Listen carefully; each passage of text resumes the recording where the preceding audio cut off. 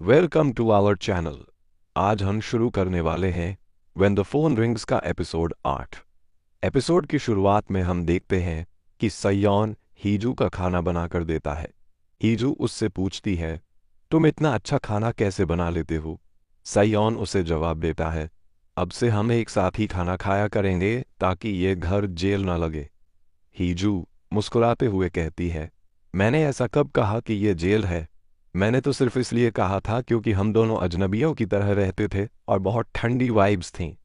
Zion उसे जवाब देता है, मुझे तो इस घर में बहुत राहत मिलती थी जब से तुम यहाँ आई। जैसे ही मैं घर आता, जमाने का सारा शोर खत्म हो जाता और मुझे सुकून मिल जाता था। तुम्हें देखकर ऐसा लगता जैसे मैं चैन में आ गया हूँ। हीजू हल्के से हंसते हुए कहती है, तुमको ये पहले कहना चाहिए था। सयोन कहता है, तुम्हें याद है जब मैंने कहा था कि मेरे लिए कोई फीलिंग मत रखना? हीजू गहरी सांस लेते हुए कहती है, हाँ, मैं कैसे भूल सकती हूँ। साइयों उसकी आंखों में देखते हुए कहता है, वो मैंने अपने लिए कहा था क्योंकि मैं नहीं चाहता था कि मैं कोई भी फीलिंग तुम्हारे लिए रखूं। तुम इतनी प्यारी हो कि अगर मैंने उस वक्त खुद को नहीं रोका होता तो मेरा दिल खुद ब खुद तुम्हें दे देता। हीजू शर्म से ब्लश करने लगती है, लेकिन फिर उसे याद आता है कि सयोन ने कहा था, तुम मेरे प्लान का हिस्सा नहीं हो। वह उससे पूछती है, प्लान के बारे में बताओ, और बोलती है कि तुम मुझसे सब कुछ शेयर कर सकते हो। सयोन गंभीर होकर जवाब देता है, जब सही वक्त आएगा मैं सब तुम्हें बता दूंगा। इसके बाद वह हीजू को किसी के भी सामने बात करने से मना करता है और किडनैपर के सेल के बारे में कुछ बताने से भी रोकता है। हीजू उससे पूछती है, क्यों? सायोन उसे समझाते हुए कहता है, मुझे लगता है कि गुनहगार कोई हमारा करीबी है, इसलिए हमें सतर्क रहना होगा। फिर वह किडनैपर के सेल को देखते हुए कहता है, इसी फोन की वजह से मुझे मेरी वाइल्ड हीजू मिली थी। इसके बाद वह उसके सेक्सी कपड़ों का जिक्र करते हुए उसके कमरे की ओर जाने लगता है। हीजू उसे रोकने के लिए उसकी तरफ दौड़ती है और उससे टकरा जाती है। पीछे हटने लगती है तो सयोन उसे अपने पास खींचकर लगा लेता है और पूछता है, क्यों? हीजू धीरे से कहती है, मुझे यकीन नहीं हो रहा कि तुम सब कुछ जान लेने के बाद भी मुझसे मोहब्बत करते हो, ये जान लेने के बाद भी कि मैंने तुम्हें धोखा दिया है। सयोन उसे गले से लगा लेता है और सोचता है, मैं चाहता हूं कि तुम मेरी सच्चाई जानने के बाद भी मुझसे ही मोहब्बत करो। किडनैपर किसी से मैसेज पर बात कर रहा होता है और कहता है, मैंने अपना सेल हीजू से वापस नहीं लिया क्योंकि वहां बहुत ज्यादा सुरक्षा थी। फिर वह याद करते हुए कहता है, सैनियों की गर्दन पर कोई दाग नहीं था और उसके अंद से बहुत अच्छी खुशबू आ रही थी। मुझे वह सेलफोन नहीं चाहिए, मुझे उसके अंग से वह खुशबू चाहिए। सैनियों के पापा और मम्मी न्यूज़ देख रहे होते हैं। न्यूज़ में बताया जाता है कि अपराधी को गुस्से की समस्या है। उसकी दोनों आंखों का रंग अलग अलग है और उसके पास से मछली की गंध आती है। यह सुनकर सैनियों की मम्मी बहुत ध्यान से सुनने लगती हैं। उसी समय एक व्यक्ति आकर उन्हें बताता है कि न्यूज़ चैनल वाले इंटरव्यू करना चाहते हैं।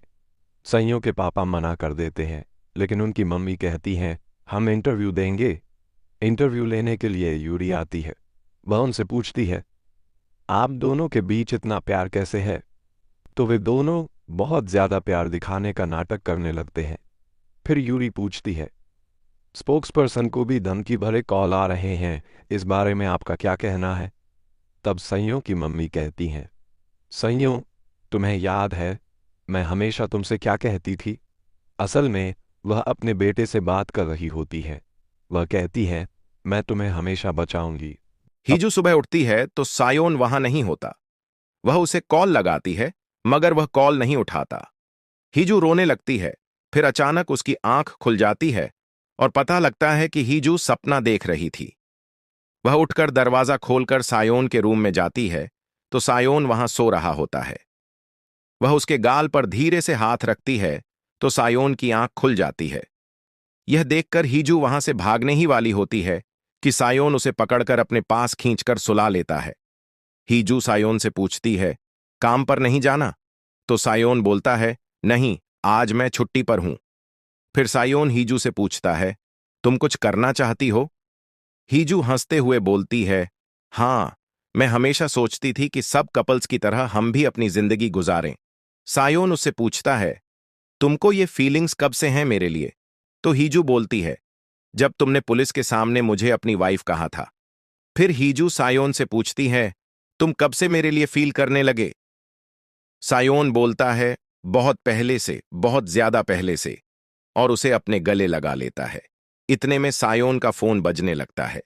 मिस्टर कांग उसे बोलते हैं, आप जल्दी से ऑफिस आ जाओ। सायोन ऑफिस आता है तो वहां लोग उसे चीयर अप करने लगते हैं। सायोन कांग से पूछता है, तुमने मुझे इसीलिए बुलाया था जब मैंने 3 साल में पहली बार छुट्टी ली? तो कांग बोलता है, हमें लगा तुम बहुत दुखी होगे कि तुमने इतने सालों में पहली बार छुट्टी ली है। फिर कांग सायोन से देजू के बारे में पूछता है। देजू आता है और उसे एक पता देता है और बोलता है, मैं भी साथ चलता हूं। सायोन उसे मना करके चला जाता है। संगवू अनाथालय जाता है तो वहां की सिस्टर उससे हीजू के बारे में पूछती है। जब पता चलता है कि संगवो का पहला प्यार हीजू थी, हीजू की मां उससे मिलने आती है और बोलती है, मुझे पता है अपराधी कौन है। हीजू उनसे पूछती है, कौन? तो वह बोलती है, इन्हा है कुलप्रिट। वह सब तुमसे छीनना चाहती है और इसलिए वापस आई है। हीजू उन्हें कुछ नहीं बोलती। फिर अचानक उसे किडनैपर का मैसेज आता है। वह उससे बोलता है, मैंने तुम्हें बोला था, तुम सायोन को नहीं जानती, और एक वीडियो भेजता है। संगवू हीजू को मैसेज करता है। हीजू उससे मिलने के लिए बोलती है। संगवू उससे अनाथालय के मिसिंग बच्चों के केस के बारे में पूछता है और उसे बंगले पर ले जाता है जहां जाकर बच्चे कभी वापस नहीं आते। सायोन देजू के दिए हुए पते पर जाता है तो वहां कोई नहीं होता। वहां एक प्रोजेक्टर पर एक वीडियो चल रहा होता है और लिखा होता है, यह सब तुमने किया है। मिसिंग केस के कुलप्रिट तुम हो, तुमने सब बच्चों को मारा है। वह बाहर निकलता है तो हीजू को संगवू की कार में देखता है। संगवू हीजू से बोलता है, रात बहुत हो गई है, हमें कल आना चाहिए। ये बोलकर वह कार घुमा लेता है। सायोन हीजू को कॉल करता है। संगवू उससे बोलता है, उठा लो। हीजू उससे इशारे में पूछती है, मैं कैसे उठा सकती हूं? तो संगवू बोलता है, शायद कोई और भी है जो जानता है कि तुम बोल सकती हो। पीछे से जोर जोर से हॉर्न की आवाज आती है। सायोन अपनी कार तेज चलाकर संगवू के आगे खड़ी कर देता है और हीजू को दरवाजा खोलने के लिए बोलता है। संगवू मना करता है मगर हीजू दरवाजा खोलकर चली जाती है। सायोन संगवू से बोलता है, तुमको पता है अपराधी कौन है या फिर तुम ही हो? और वह उसे हीजू से दूर रहने के लिए बोलता है और कहता है, जब से तुम आए हो तब से यह सब शुरू हुआ है, इसलिए जितना हो सके हीजू से दूर रहो। कौन कार एक जगह रोकता है और हीजू से पूछता है, क्या तुम मुझसे वो सवाल पूछती जो तुम्हें पूछना था? संगवू से क्या पूछने गई थी? क्या मुझसे पूछने में तुम्हें डर लग रहा था? हीजू जवाब में हां कहती है और कहती है, मुझे डर लग रहा था तुमसे पूछने में, क्योंकि जब मैं तुमसे 406 किडनैपर बनकर कॉल करती थी तो कभी कभी मुझे लगता था कि मैं कहीं भाग जाऊं तुम्हें सच पता चलने से पहले। मुझे लगा तुम्हें भी ऐसा ही लगता होगा। मुझे सपना आया था कि तुम मुझे छोड़कर चले गए, क्योंकि इतना ज्यादा मुझसे किसी ने प्यार नहीं किया। इतना अनकंडीशनल प्यार किसी ने मुझसे नहीं किया। मैं तुम्हें खोना नहीं चाहती। यह कहते कहते हिजू रोने लगती है। सायोन उसे गले लगाकर कहता है, चाहे मैं प्रेसिडेंट का स्पोक्स पर्सन न रहूं, जो मैं हूं वो न रहूं, मुझे सिर्फ तुम्हारा बनकर रहना है, सिर्फ और सिर्फ हिजू का सायोन। हिजू अपने पुराने कलीग्स के साथ लंच करने जाती है। उसकी डायरेक्टर हिजू के लिए बहुत खुश होती है और वे लोग उसे कॉम्प्लीमेंट करते हैं कि वह बहुत ज्यादा शाइन कर रही है। मजाक में कहते हैं, क्या तुमने कोई आर्टिफिशियल तरीका अपनाया है? हिजू कुछ नहीं कहती, बस हंसती है। उसकी डायरेक्टर हिजू की तरक्की देखकर खुशी से रोने लगती है। सायोन एक प्रेस कॉन्फ्रेंस में देश के मामलों पर बात करता है। फिर वह लोगों को सवाल पूछने को कहता है।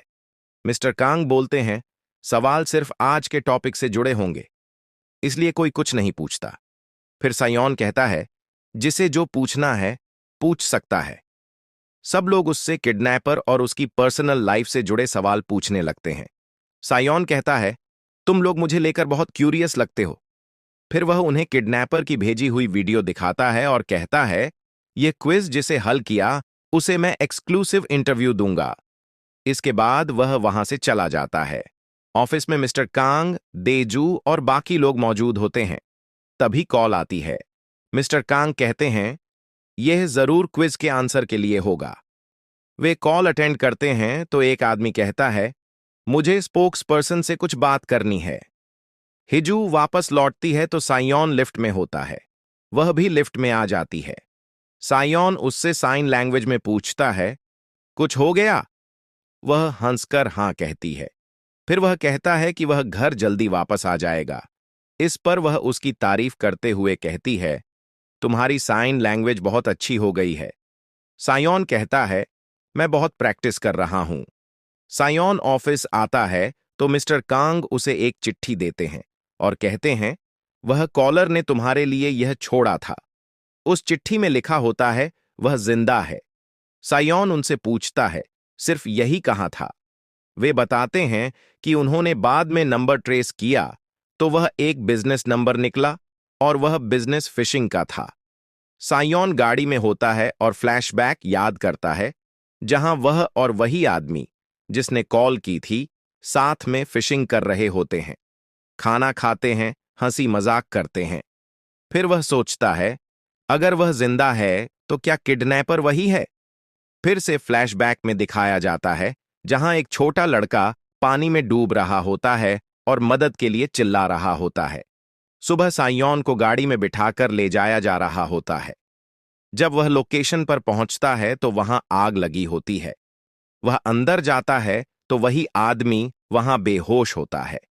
सायोन उसे लेकर बाहर आ रहा होता है, तभी वहां ब्लास्ट हो जाता है और दोनों वहीं बेहोश हो जाते हैं। हिजू ट्रिप की तस्वीरें देख रही होती है। वह देखती है कि हर तस्वीर में सायोन सिर्फ उसे ही देख रहा होता है। यह देखकर हिजू खुशी से रोने लगती है। अगर एक्सप्लेनेशन अच्छा लगा हो तो लाइक, शेयर और सब्सक्राइब करें। अगला एपिसोड भी देखना चाहते हैं तो कमेंट में जरूर बताएं।